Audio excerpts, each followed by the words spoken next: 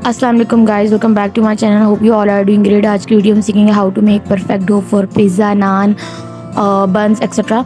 तो इसके लिए हम लोग सबसे पहले एक कटोरी में लिए 2 चम्मच 2 टेबल स्पून खमीर और उसमें 1 टेबल स्पून के करीब डाली है हमने चीनी। मैंने यहाँ पे पूरा साशे ली है, वो मैं पिक्चर टैग कर साथ अटैच कर दूँगी कौन सा वाला, ठीक है।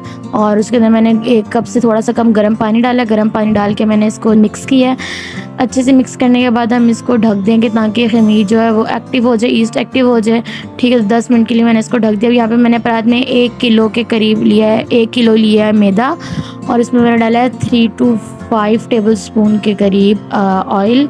यहाँ पे मैं वनस्पति यूज़ कर रही थी, ठीक है। तो यहाँ पे हमने ऑयल लिया, इसमें ऑयल डाल के अच्छे से हाथ से मिक्स किया। अच्छे से मिक्स करने के बाद मैंने इसमें नमक भी डाला था। नमक डाल के और फिर ऑयल डाल के, नमक मैंने 1 टीस्पून लिया था।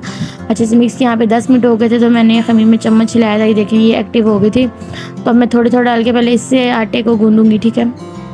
देखिए मैं थोड़ा एक साथ भी डाल सकती हूँ क्योंकि खमीर बहुत ज़्यादा मैदा बहुत ज़्यादा था और उस हिसाब से मैंने इसके लिए पानी कम खमीर वाला तैयार किया था, ठीक है। तो ये देखिए मैं पानी डाल के गूंद रही हूँ। आपने ना थोड़ा थोड़ा करके डालने हैं, ज़्यादा एकदम से पानी डालने ना पतला भी हो जाता है, ठीक है। तो आप थोड़ा थोड़ा पानी डाल के इसको गूंदेंगे अच्छे से। गूंदने के बाद ताकि ये बहुत ज़्यादा सख्त नहीं इसको गूंदनी है आपने, ठीक है।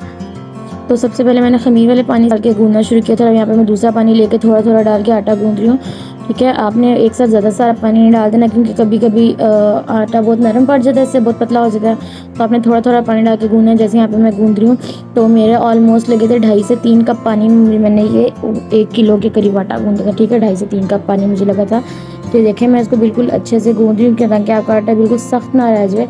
आपका डो जो हो ना बहुत सख्त होनी चाहिए ना बहुत नरम होनी चाहिए, ठीक है। तो यहाँ पे देखें जब ये चिपकना बंद हो गया तो मैं इसको अच्छे से हाथ से मुक्की दे रही थी और जी यहाँ पे हमारी डो तैयार हो गई थी। तो अब मैं यहाँ पे परात में लगा रही हूँ ऑयल।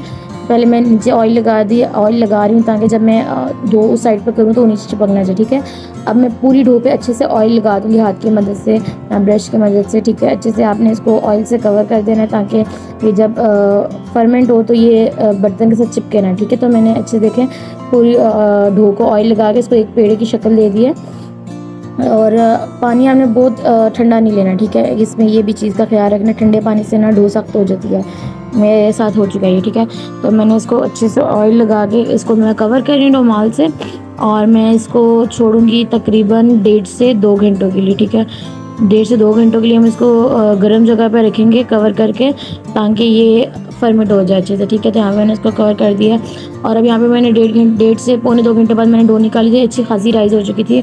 और अब मैं इसको हाथ से मुक्की दे रही हूँ ताकि इसकी जो इसके अंदर एयर प्रोड्यूस हुई है वो निकल जाए, ठीक है। तो देखें ये हमारी अच्छी सी बहुत नरम सी डो तैयार है। यहाँ पे मैं इसको अच्छे से दोबारा गूंद दी थी। यहाँ पे मैंने बर्तन में ऑयल लगा था, इसकी वजह से मुझे और ऑयल या कुछ चीज़ लेने की ज़रूरत नहीं पड़ी थी, ठीक है।